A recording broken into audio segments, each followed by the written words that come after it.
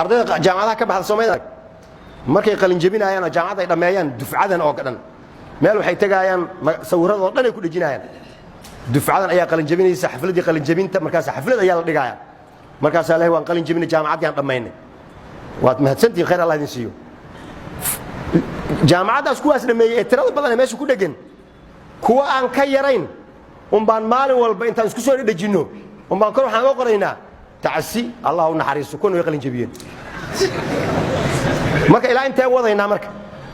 way qalin jabiyeen way wadeen tacsi markii la iswareysay waxaan xagee ka imaadeena ma la isweydiinay ma la dhahay war inteen xal u raadinaa cid isweydiinaysa male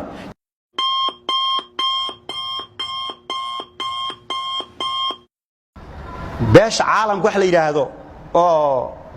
mushkilada way fiirinayaan meesha ugu xun markay marayso ay dabka isku raacinayaan kana way u tagayaan hay kan way la shiraayaan kana way la shiraayaan waa sidii waxay naga dhigeen nina waxa la haween intuu qabay wax isku khilaafeen horta talow uu jecel yahay islaamaha markaas odaygu nin khatar waa wuxuu yiri intaad sii jeesataan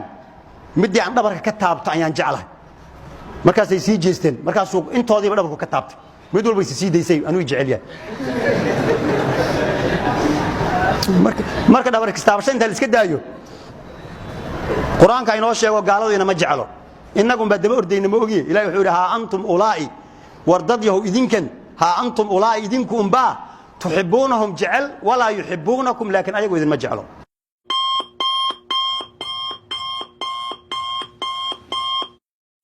kuwa badaan oo inay rabin ayaa kamid ah kuwa soo baxay waxa kamid ah Barack Obama ma yaga rabi wuxuu ku soo baxay leey jidkii la mari jiray loo maray bas tag suula kursi soo ku fadhiyay la arkay ma dhahayaa ninkan madow waaye cadaan ma aha aan la gadina ma jirto hal hadina la gadiyo oo si isku ogaa laga leexdo hadhow meel laga soo qabto lama helaayo waqtigiisa dhameystay ka leexda waqtigiisu dhameystay doorashooyinka la galay baarlamaan Congress si loo waday Ilhaan Umar soo baxday oo Soomaali ah Mareykanka odagii waa kan Ilhaan Umar waxa is haysta Trump marka gabadheen haday Trump la dagaalayso horta bal meesha aan joogno ogaada gabar Soomaaliyeed iyo Trump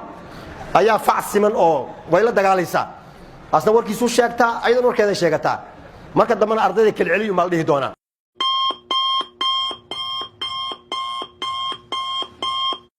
intii meesha ku dhimatay Allah u wada naxariisto kii dilay iyo kii dhintay kulli Allah u wada naxariisto inta noolna Allah wada kulligeen marka Allah wada naxariistaana marka xal ayay naga rabtaa xalkuna islaamku ku jiraaye islaamkeena iyo diinteena intaan aamino makriga iyo shirqoolada la inoo maleegayo ee la inagu sameeynayo ee danteena aynu ku jirin ee gaado ay sameeynayaan iyo inaan sidaan ka baxan aan diyaarka loo ahayn seen lagu haayo sidii looga bixi lahaa hadayna dad u kicin oo warseen ka yeelna laga tashanin saan baa lagu jiraa mar khayr Allah siiyo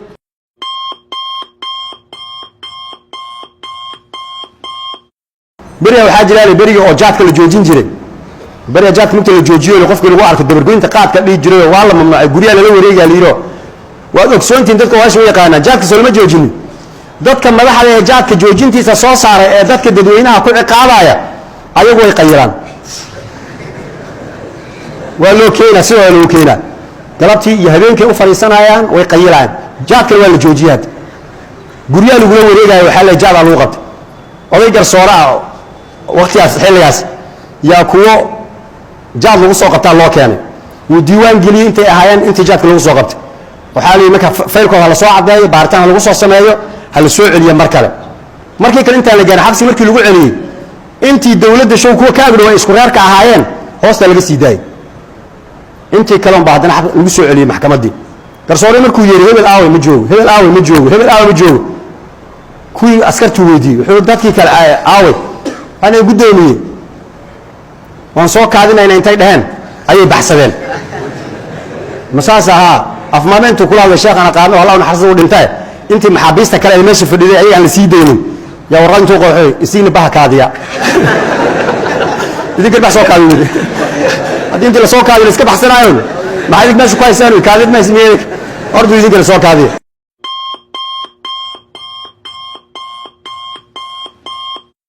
يعني دينتي إسلامك أهيد وحي إلهي وحارانتنمي أو لو جيدو hadduu uusan markaa asaga markaas u muuqato adduunyo una uga jeedin wuxuu leeyahay inoo wada hawsha war ilaahay ma ogole ka joog mida waxaa la yidhi wuxuu yidhi 4 naagood ka badan aan guursanaa dadkeena way dhammaadeen dagaalla lagu dhammaaday si aan intii dhintay u soo gudo waa inaan 20 iyo 30 iyo meelahaas guursado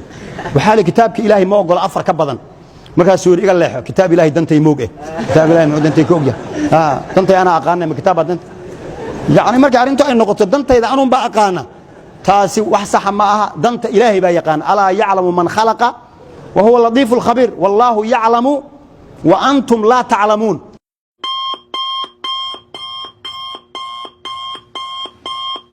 ilaahay wixii aan sameyn jiray carafan soo istaagay adna waad ogtahay anna waan is ogahay wixii xumaa aan sameynayay halkan aan kuga toobad keenay oon dhigay ilaahu marxaati ka ahow wixii dadku ay ugu lahaayeen waan u celinayaa iafiyana waan dhahayaa dib dambana u geysan maayo kacbadaada agteedana ballan ku galay masaama soo dhaaya ma dharca intuu ku gasto halka uu ku joogo wuxuu leeyahay duro Facebook kala socdaa markii wax laga sheegay aan idin soo noqdo xaquba ka soo dhaaranaya maxaad noogu soo noqod nagarabta soo adigii toobad keenay ma aha yaani ka soo qabaystay ma dambiga waxay u ka dhigeen soo hadda midalan ajal marka dhageysanayso hawl yar inaad qabsato aad rabtid soo macala bows soo lama taabto dambigu bows u yar istaagsi bas bows loo dhaay bas inta maalmaha xajka la joogo bows u yahay markuu ka soo laabtana meeshii muu ku dhufanay bowskii uu ka qaadaya halkii uu ka sii wadaya idan xajkii muxuu taray al-hajj al-mabrur ma kaas marka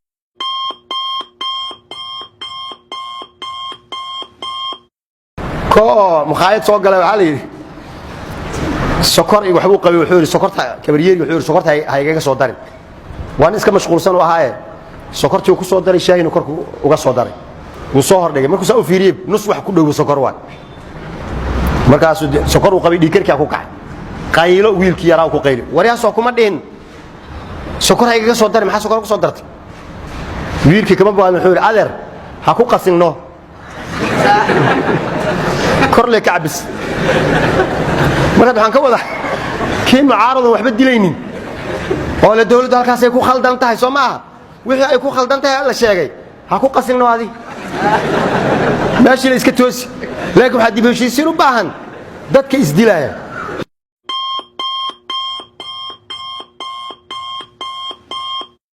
hadda koora qisay waxa ninaa meel uu sheekh ka aha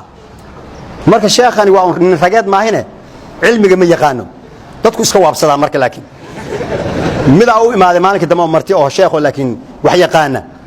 wuxuu dadka ku wacdinaya oo leeyahay qaala ta'ala ilaahi wuxuu fankihu ma daaba lakum min an-nisaa fankihu tukada ma daaba lakum min an-nisaa mathna laba tukada oo waxa laga wadaa salaada subax iyo warubaaca iyo wathulaatha wathulaatha warubaaca thulaathana waa maghribka warubaacana waa inta kale marka fankihu tukada sheekhu uu yaabay wuxuu yiri intuu la hadlo adeer ilaahay baan kugu dhaarshay ma fankihu baa tukada wuxuu yiri oo maxay tahay deeynayeen fankihu tukada maxaa lagu fasiri karaa markaas uu gartay markay meesha in la soo galay bas inuu meesha cishtan uu rabo odaygu oo fankihu tukada la isii ahaato wuxuu yiri dadkii intuu la hadlo dhageystay ninkaas bari subax ayaan masaajidka isugu imaanaynaa waana doodaynaa qofkii cilmi la idinkana kala saaraysiin dad dadweynihiin saddex su'aalood baan weydiinayaa hadduu saddexda baan waan ka helo oo uu yiraahdo ha hadduu ku jawaabo inuusan waxba aqoonin oo mid dhaalim ah aniga ay gardarhaysana inuu yahay saa uu ogaada waayahay bas meesha la sugu imaaday wadaadkina uu imaaday haye sheekhi haddii ugu haysay fankihu tukada aaway waa anigu ana ku haysay fankihu tukada ma ah markaas uu yiri su'aalan ku weydiinaya markaas uu weydii ilaahay soo ma dhihin qul huwallahu ahad markaas uu yiri ha Allahu samad soo ilaahay ma dhihin ha lam yalid wa lam yulad wa lam yakul lahu kufuwan ahad soo ilaahay ma dhihin ha maxay tahay arbaax u dhax ku dhuftay waa la isku booday marka ninka saddex mar ha ma kaga sii horta ha muxuu rabaa marka meeshuu rabaa inuu qaso way isla qasantay marka dadkii waxay dhahaan marka culimada kala qabta hadda Kismaayo waxa ka socdo waxa waay culimada kala qabta inay inoo taala marka saa culimada ku kala qaban lahayn